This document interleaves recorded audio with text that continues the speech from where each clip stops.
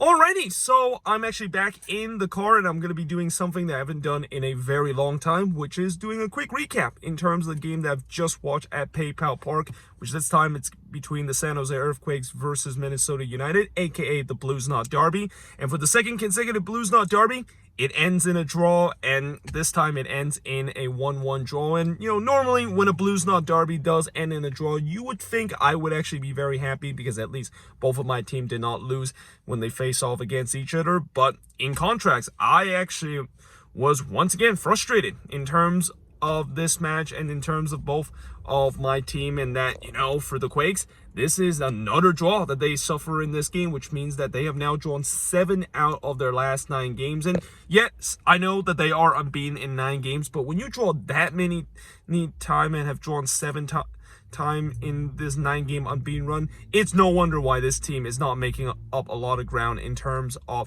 getting themselves above the red line. I mean, as we speak, I think they're actually above the red line. They're actually tied with the Timbers for the last spot above the red line. But, for Minnesota, it's a disappointing result, even though, they got a point on the road, is the fact that they were up a man for 75 minutes. And that second half performance, my oh my, that was one of the worst performances I've seen the Loons play in the second half. And that speaks a lot because I've seen a lot of bad performance this season from the Loons, especially on the road. But it was pretty disgraceful to see that second half performance, but I'll definitely get to that. But, in the first half, I thought the Quakes, they kind of controlled the game early before the Loons kind of did so. And then, there wasn't really a lot of chances until the Quakes actually got up 1-0, courtesy of an own goal that Dibasi, of course, scored. It was a dangerous cross that Espinoza puts in, and unfortunately, Dibasi was just in the wrong place at the wrong time to unfortunately tap it into his own net. That gives the Quakes a 1-0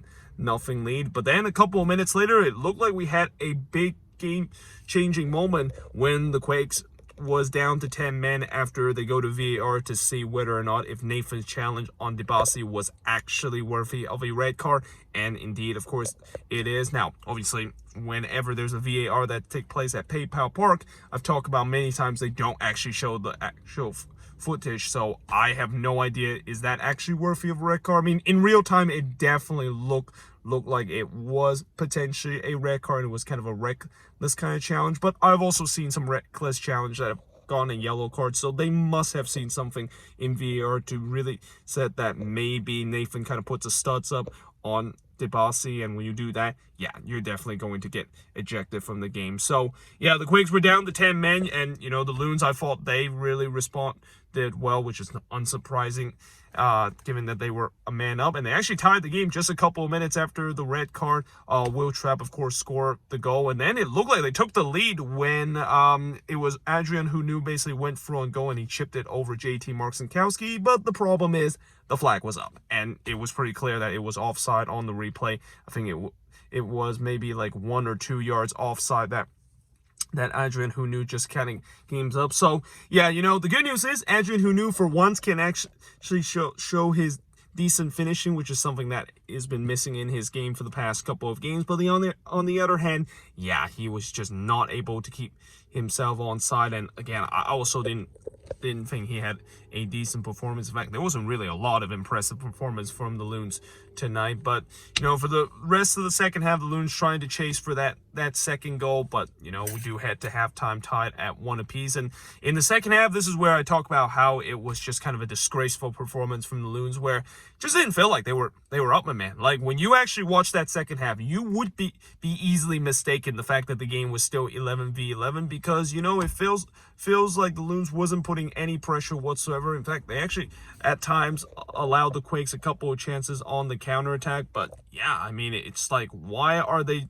decide to be very conservative when you're up a man, and why can't you just continue to what you did right after when you were up a man, which is continue to try and attacking, force some pressure on this Quakes defense. But, for the last 30 minutes of this game, it kind of really reminds me of the last game between the Quakes and the Whitecaps, where for the last 30 minutes, there was really nothing there. Like, you literally could just walk away and not watch the game, and you come back for 30 minutes and come back just in time to see the full-time whistle, and you probably wouldn't miss anything. And again, this was just one of them where it just felt like neither team could really create much, and I feel like it was also getting to the point where I think it was like the 70th minute when I basically said this is going to end in a draw. Like, unless if there's one magical moment happen in this game is going to end in a draw, and indeed it did. And again, it's a very frustrating result for both teams. For the Quakes, yes, I know they were down to 10 men for majority of the game, and they kind of limit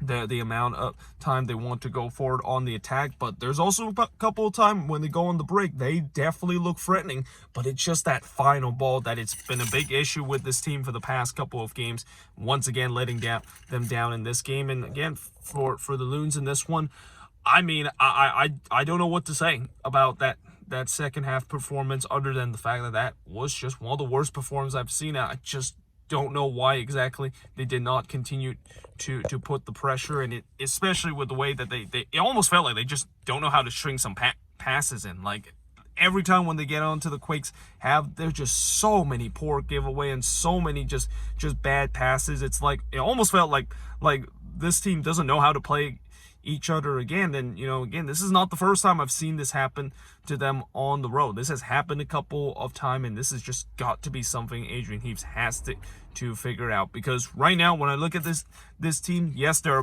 above the red line right now and in 5th place right now in the standings, but I just can't tell how this team is going to be an MLS Cup contender, or actually not an MLS Cup contender, but even I think at very best this team look like is just going to be a fringe playoff team and is going to lose in the first round. And unless if they don't figure that scoring issue and also that attacking issue that has been a big issue with this team for this season, this team is not going to go far in the playoffs like they did last year. But let me know in the comments below, what do you think of this game, in a game where, again, it wasn't really the most entertaining game.